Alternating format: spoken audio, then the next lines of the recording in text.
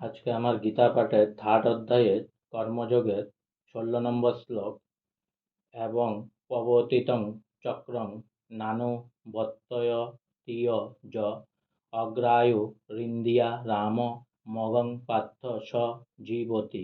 এবং মানে এ প্রকারে প্রবর্তিতম মানে বেদের দ্বারা প্রতিষ্ঠিত, চক্রম মানে চক্র, ন মানে করে না, অনুবর্তয়তি মানে গ্রহণ, এই মানে এই জীবনে, য মানে যিনি, অঘায়ু মানে পাপ পূর্ণ জীবন, ইন্দ্রিয়ারাম মানে ইন্দ্রিয়াসক্ত, মঘম মানে ভিতা, পাত্র মানে এ পিতা পুত্র অর্জুন, স মানে সে ব্যক্তি, জীবতি মানে জীবন ধারণ করে। অনুবাদ: এই অর্জুন, যে ব্যক্তি এ জীবের জীবনে বেদের দ্বারা প্রতিষ্ঠিত যজ্ঞ অনুষ্ঠানের পন্থা অনুসরণ করে না, সে ইন্দ্রিয় সুখ পরায়ণ পাপী ব্যক্তি বিতা জীবন ধারণ করে। তাৎপর্য: বৈষয়িক জীবন দর্শন অনুযায়ী অক্লান্ত পরিশ্রমের দ্বারা অর্থ উপার্জন করে ইন্দ্রিয় সুখ ভোগ করার যে অর্থহীন প্রচেষ্টা, তা অতি ভয়ঙ্কর পাপের জীবন বলে ভগবান তা পরিত্যাগ করতে নির্দেশ দিয়েছেন। তাই যারা জড় জাগতিক সুখ ভোগ করতে চায় তাদের এই সমস্ত যজ্ঞ অনুষ্ঠান করা অবশ্য কর্তব্য। যারা তা না করে তারা যারা তা করে না তারা অত্যন্ত জঘন্য জীবনযাপন করছে, কারণ তাদের পাপের বোঝা ক্রমশই বেড়ে চলেছে এবং তারা ক্রমশই অধঃপতিত হচ্ছে। প্রকৃতির নিয়মে মনুষ্য জীবন পাওয়ার বিশেষ উদ্দেশ্য হচ্ছে কর্মযোগ। জ্ঞানযোগ ও ভক্তিযোগের মধ্যে একটিকে অবলম্বন করে আত্ম উপলব্ধি করা। পাপ পুণ্যের অতীত পরমার্থবাদীদের কঠোরভাবে শাস্ত্রোক্ত যজ্ঞ অনুষ্ঠান করার কোনো আবশ্যকতা নেই, কিন্তু যারা জড় বিষয় ভোগে লিপ্ত তাদের এই সমস্ত যজ্ঞ করার মাধ্যমে পবিত্র হওয়া প্রয়োজন। মানুষ নানা ধরনের কর্মে লিপ্ত থাকে না, কিন্তু ভগবানের সেবায় কর্ম না করা হলে সমস্ত কর্মই সাধিত হয় ইন্দ্রিয় তৃপ্তির জন্য। তাই পুণ্যকর্ম করে তাদের পাপের ভার লাঘব করতে হয়।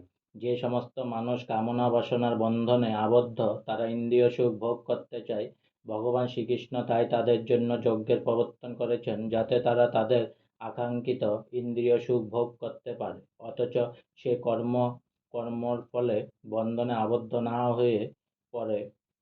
হয়ে পড়ে। এই জগতের উন্নতি আমাদের প্রচেষ্টার উপর নির্ভর করে না, তা নির্ভর করে অলক্ষ্যে ভগবানের ব্যবস্থাপনা, অর্থাৎ তার আজ্ঞাবাহক দেবদেবীর উপর। তাই বেদের নির্দেশ অনুসারে যজ্ঞ করে দেবদেবী তুষ্ট করা হলে পৃথিবীর সর্বাঙ্গীন উন্নতি সাধিত হয়।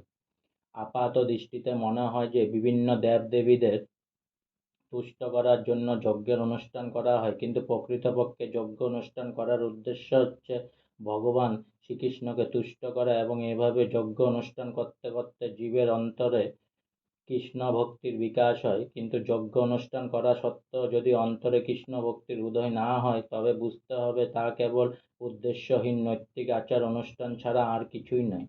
তাই মানুষের কর্তব্য হচ্ছে বেদের নির্দেশগুলিকে কেবল নৈতিক আচার অনুষ্ঠানের মধ্যে সীমিত না রেখে তার মাধ্যমে কৃষ্ণ ভক্তি লাভের প্রচেষ্টা করা।